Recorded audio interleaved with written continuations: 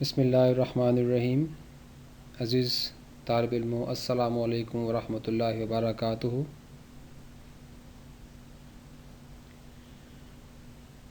Level 9 के biology के lecture number 8 का आगाज़ करते हैं। चैप्टर नंबर 5 हमारा डिस्कस हो रहा है, that is cell cycle. Cell cycle में हम प्रीवियसली माइटोसिस को डिस्कस कर चुके हैं। Today the topic is meiosis. Meiosis को हम इस तरीके से एक्सप्लेन कर सकते हैं कि ये एक ऐसा अमल है, ये ऐसा प्रोसेस है जिसमें एक यूकैरियोटिक डिप्लॉयड सेल डिवाइड होकर 4 हैप्लॉयड डॉटर सेल्स प्रोड्यूस करता है। यहाँ पर डिप्लॉयड सेल्स से मुराद ऐसे सेल्स हैं जिनमें क्रोमोसोम्स पेयर्स की सूरत में पाए जाते हैं, जबकि हैप्लॉयड सेल वो सेल होते हैं जिनमें क्रोमोसोम्स हाफ द नंबर में मौजूद होते हैं। मींस कि यहाँ पर सिंगल क्रोमोसोम पाया जाता है, पेयर्स की सूरत में मौजूद नहीं होते। प्रिपरेटरी स्टेप्स में सेम लाइक माइटोसिस, मियोसिस में भी इंटरफेस उसी पोजीशन से होता है। लाइक इसमें भी इंटरफेस के जो फेजेस हैं, that is G1 phase, S phase और G2 फेज़ होते हैं। इस इंटरफेस के बाद जो प्रोसेसेस होते हैं, that is meiosis 1 and meiosis 2।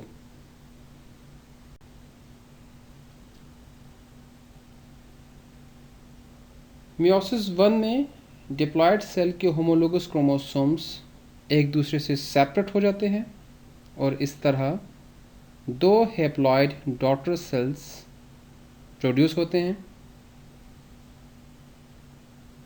Meiosis में ये वो प्रोसेस है या ये वो स्टेप है जिसमें जेनेटिक वेरिएशंस क्रिएट होते हैं। मियोसिस 1 में माइटोसिस की तरह वही 2 स्टेप्स फॉलो होते हैं, that is karyokinesis and cytokinesis.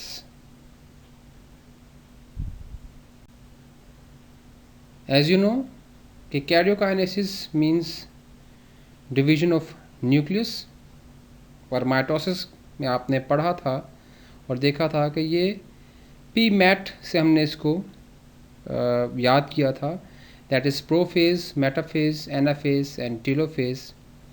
चूँकि हम मियोसिस 1 को डिस्कस कर रहे हैं तो लिहाजा ये प्रोफेज 1, मेटाफेज 1, एनाफेज 1 और टेलोफेज 1 कहलाए जाएंगे।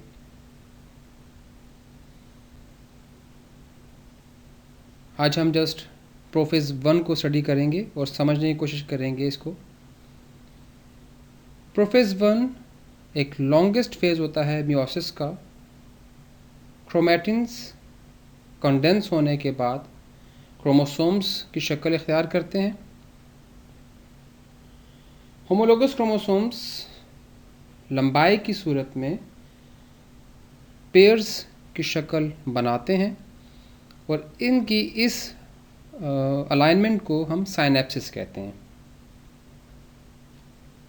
क्रोमोसोम्स का हर एक जोड़ा बाइवेलेंट कहलाता है। बाइवेलेंट में 4 क्रोमैटिड नज़र आ रहे हैं, मौजूद होते हैं, इसीलिए इन्हें टेट्रेड भी कहा जाता है।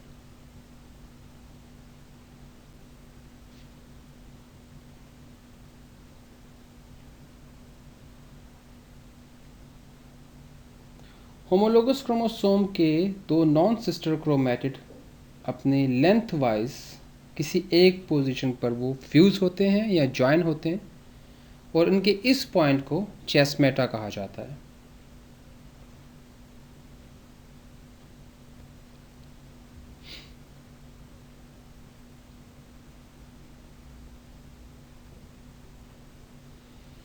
चेस्मेटा के बाद होमोलोगस क्रोमोसोम्स के जो नॉन सिस्टर क्रोमैटिड्स होते हैं ये अपने सेगमेंट्स को एक्सचेंज करते हैं, जैसा कि आपको यहाँ पे नज़र आ रहा है।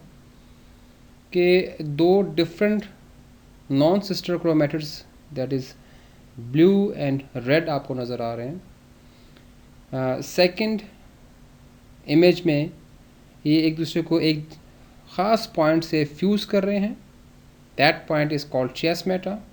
और चिasmata के बाद ये अपने सेगमेंट्स को एक्सचेंज कर रहे हैं, दैट इज़ ब्लू एक्सचेंज कर रहा है रेड के साथ and read with blue.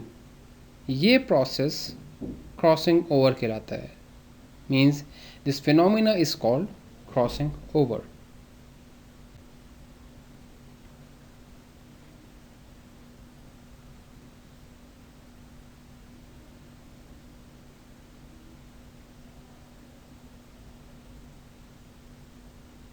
Crossing over के नतीजे में जेनेटिक इन्फॉर्मेशन रिकम्बाइन होती है और इस प्रोसेस को हम रिकम्बिनेशन ऑफ जेनेटिक इन्फॉर्मेशन कहते हैं। मीन्स के जेनेटिकली कुछ कम्बिनेशंस तब्दील होती हैं।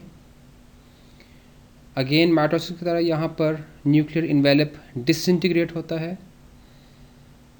न्यूक्लियस के पास मौजूद सेंट्रियोल्स माइग्रेट होते हैं अपने अपने पोल्स की जानिब, और वहाँ पर पहुँचने के बाद ये स्पिंडल फाइबर्स क्रिएट करते हैं और उसको रिलीज़ करते हैं।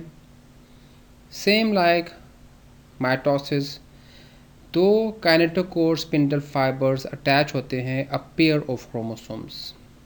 इसमें डिफरेंस ये है कि माइटोसिस में सिंगल क्रोमोसोम अपने दोनों साइड्स से आने वाले स्पिंडल फाइबर से अटैच होते हैं, लेकिन यहाँ पर दैट इज़ प्रोफेज़ 1 जो कि मियोसिस 1 का फेज़ है, चूँकि क्रोमोसोम्स पेयर की सूरत में अलाइन हुए होते हैं, इस वजह से दोनों जानिब से आने वाले स्पिंडल फाइबर्स अपने अपने एंड के क्रोमोसोम्स के साथ अटैच हो जाते हैं।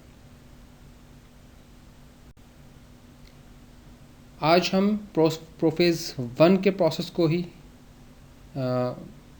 एंड करेंगे।